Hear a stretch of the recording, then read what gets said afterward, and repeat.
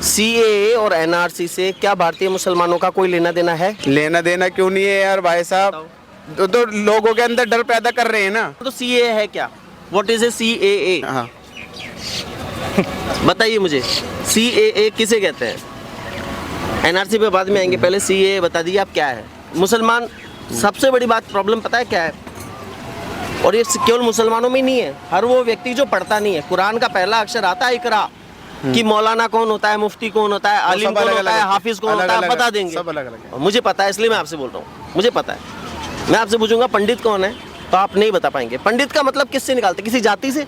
जाती है पंडित। बनारस विश्वविद्यालय है ना, उसके अंदर एक मुसलमान भी है, कुलपति। हाँ, कुलपति नहीं है वो, संस्कृत विभाग के हेड हैं, मुसलमान है वो, और उनके नाम के आगे पंडित लगता है। यूपी के अंदर कई मुस्लिम ऐसे हैं जो अपने नाम के पहले पंडित और बाद में शास्त्री लगाते हैं। शास्त्री कौन है? शास्त्र का अध्ययन किया। चतुर्वेदी कौन? जिसने 4 वेदों का अध्ययन किया। त्रिवेदी कौन? जिसने 3 वेदों का अध्ययन किया। द्विवेदी कौन? जिसने 2 वेदों का अध्ययन किया। नहीं था। चंडीगढ़ के अंदर ताजा मामला है, जो मेयर का इलेक्शन हुआ था अभी, वहाँ पर जो इलेक्शन कमीशन पीठासीन अधिकारी था वहाँ पर, उसने ही उनके वोट खराब करें, बाकायदा वीडियो भी उसकी, और बीजेपी का कैंडिडेट उन्होंने जिता दिया। कोर्ट ने उस नियम को बदल दिया। अभी आप एक तरफ तो कह रहे थे कि कानून यहाँ पे लचर है, लचर कानून है। आज भी उसी कोर्ट ने उस बात को तो मैं एक्सेप्ट कर रहा हूं। उसी कोर्ट ने जो कानून की अनुपालना करवाती है, उसी कोर्ट ने उस नियम को, उस निर्वाचन को अवैध घोषित कर दिया और ये बोला कि ये लोकतंत्र की हत्या है। जब ऐसे डिसीजन हो जाते हैं तब कोर्ट अच्छा हो जाता है, और जब डिसीजन अगेंस्ट आ जाता है तब कानून खराब है। कानून तो खराब है, चाहे अगेंस्ट आए अब क्या नाम नहीं आए, कानून तो खराब है। कानून व्यवस्था नाम की तो चीज ही नहीं है। आप उस देश में रहते हो कि अगर रिश्वत लेते पकड़े जाओ तो रिश्वत दे के छूट जाओ। भ्रष्टाचार में, भुखमरी में कितने नंबर पर है। अभी एक भाई मिले थे मुझे, मैंने उनसे सवाल किया था तो उन्होंने बीच में सीएए एनआरसी की बात कर दी। मैंने उन्हें ये कहा, सीएए और एनआरसी का किसी भी भारतीय मुसलमान से कोई लेना देना के प्रमाण मैं दूंगा, अपने दादा तक के प्रमाण दूंगा। मेरे दादा फ्रीडम फाइटर थे। मैं आपसे ये पूछ रहा हूँ, सीएए और एनआरसी से क्या भारतीय मुसलमानों का कोई लेना देना है? लेना देना क्यों नहीं है यार भाई साहब, तो लोगों के अंदर डर पैदा कर रहे हैं ना। किस चीज का डर? मैं ये तो कह रहा हूँ, देखो किसी के घर, मिसाल के तौर पे आप अपने घर को ले लो या मेरे घर को ले लो, कोई हादसा हो जाता है, हमारे घर में आग लग जाती है, हमारे सारे डॉक्यूमेंट चल जाते हैं या कुछ भी है, बहरहाल तबाही आ जाती है, जब पानी का मुसलमान 20% है, हिंदू 80% है। हिंदुओं के घर में भी तो आग लगती होगी, सबके घर में लगती है ना। तो फिर कहाँ दिक्कत है? आजकल तो सारा डिजिटाइजेशन हो गया है। उन्होंने, आपने सुना नहीं होगा शायद, उन्होंने कहा कि सीएए क्या है। चलो मैं आपसे ये जानना चाहूंगा, पहले तो सीएए है क्या? What is a CAA? हाँ बताइए मुझे, सीएए किसे कहते हैं? एनआरसी पे बाद में आएंगे, पहले सीएए बता दीजिए आप क्या है। मुसलमान, सबसे बड़ी बात प्रॉब्लम पता है क्या है?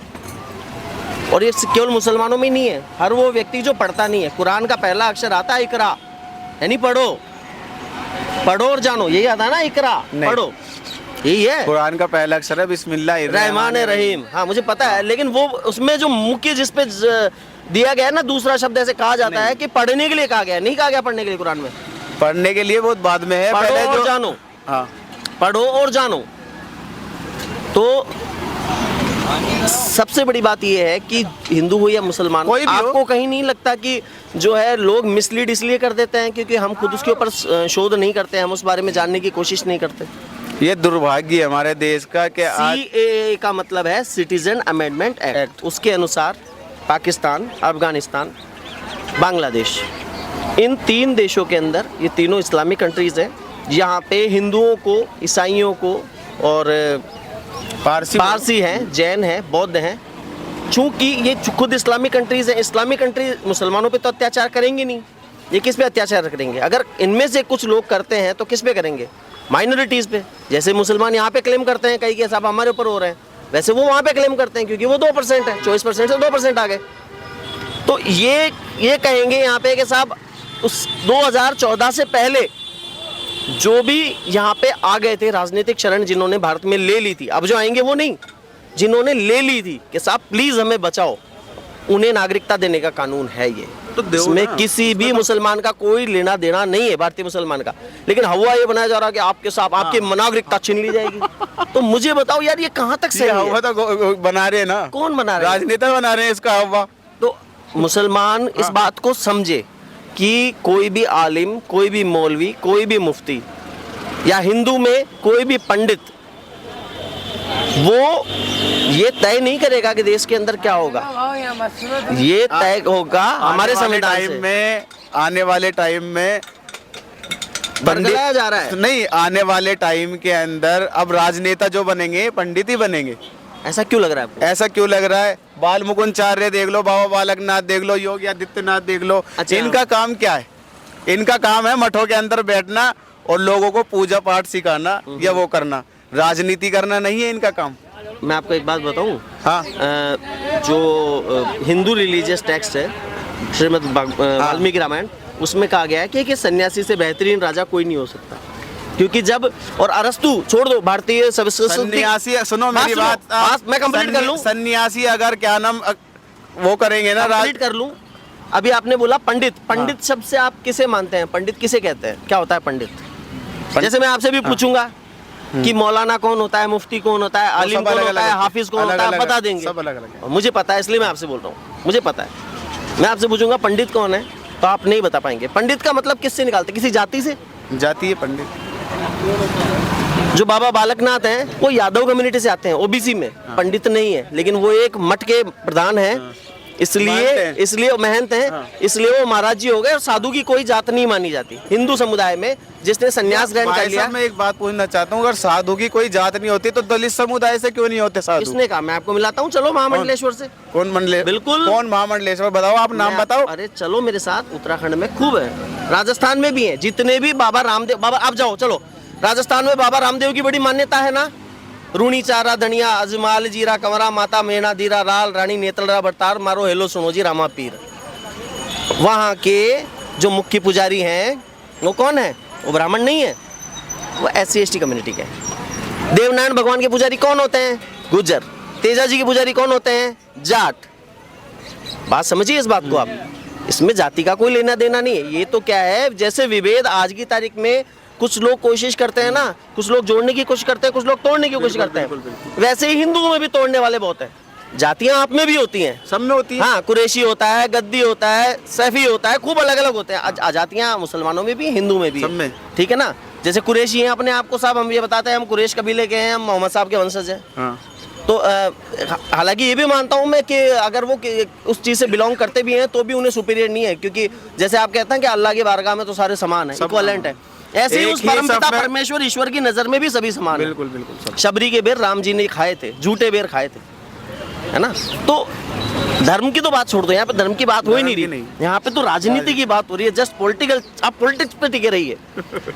जितने भी आपने कहा ना पंडित जो है वो किसी जाति का नाम नहीं है। पंडित का मतलब होता है जो अपना पांडित्य दिखाए, जिसे ज्ञान हो। अगर आप पढ़ेंगे ना, जैसे मैं आपको बता दूं, अपने बनारस विश्वविद्यालय है ना, उसके अंदर एक मुसलमान भी हैं, कुलपति। हाँ, कुलपति नहीं है वो, संस्कृत विभाग के हेड हैं, मुसलमान है वो, और उनके नाम के आगे पंडित लगता है। यूपी के अंदर कई मुस्लिम ऐसे हैं जो अपने नाम के पहले पंडित और बाद में शास्त्री लगाते हैं।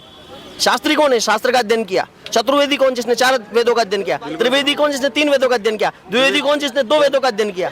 समझ रहे हो आप? कई चीजें हैं इसमें। तो ये तो धर्म की चीजें हैं, इनको आप छोड़िए, राजनीति पे बात करते हैं अपन। आपको लगता है कि मुसलमान परसिक्यूटेड है, अत्याचार होता है भारत में? हाँ। किस चीज को देख के लगता है? अरे इसमें क्या है, छोले लगेंगे भाई साहब देखो, मैं कैमरे पे नहीं बोलना मैं आपको बोलूं, मेरे पैर में चोट लगी, आप पूछोगे भैया कैसे लगी, कैसे लगी, तो मैं बताऊंगा यार मैं जा रहा था, मेरे किसी गाड़ी ने टक्कर मार दी। मैंने आपसे पूछा मुसलमानों पे अत्याचार हो रहा है, आपने कहा हो रहा है। मैं आपसे पूछूंगा आपको क्या लगता है ऐसे कौन कौन से काम है? होता है, देखो जहाँ पर क्या नाम कम्युनिटी के साथ, देखो अभी ताज़ा मामला है यहाँ पर हल्द्वानी के अंदर। अभी परसों बिना किसी के नोटिस के या बिना किसी कागज़ के वहाँ पर मस्जिद मदरसा तोड़ने पहुँच गए वहाँ पर लोग। आपको फिर बोल दूं, अब आपने ये बोला, अब ये सबसे बड़ी प्रॉब्लम अभी यही आती है, फिर वही बात आ गई। मैंने कहा ना इकरा यानी पढ़ो, उसमें ये है, उसका कोर्ट में केस चल रहा था, कोर्ट के अंदर ये डिसीजन आया कि वहाँ पे जो वो मस्जिद और वो मदरसा था वो अवैध था। साथ ही साथ वहाँ पे एक बस्ती बस गई पूरी जिसमें मोस्टली रोहिंग्याज लोग थे, ठीक है। तो प्रशासन वहाँ पे उस अवैध मदरसे को ढहाने पहुंचा था। यार एक बात बताओ, रोहिंग्या या बाहर से जो क्या नाम दूसरी कम्युनिटी के या किसी भी कम्युनिटी का अगर आदमी आ रहा है बाहर से, तो उसको जो पकड़ने का काम है मिलिट्री का है, या तो हमारे देश की मिलिट्री ना काम वो नहीं कर रही। मैं एग्री करता हूँ, मैं एग्री वही करता तो हूँ, पार कराते होंगे ना मैं एग्री सीमा। करता हूँ। ऐसा कुछ नहीं है, मिलिट्री किसी को पार नहीं करवाती। बांग्लादेश की जो जो म्यांमार का जो रखाइन प्रांत है वहाँ के निवासी हैं रोहिंग्या मूल रूप से, उनको वहाँ पे आने- तारबंदी नहीं है। बीसी गवर्नमेंट ने घोषणा कर दी है आने मत दो कि ना। 1600 किलोमीटर की जो बाउंड्री है उसके ऊपर तारबंदी होगी।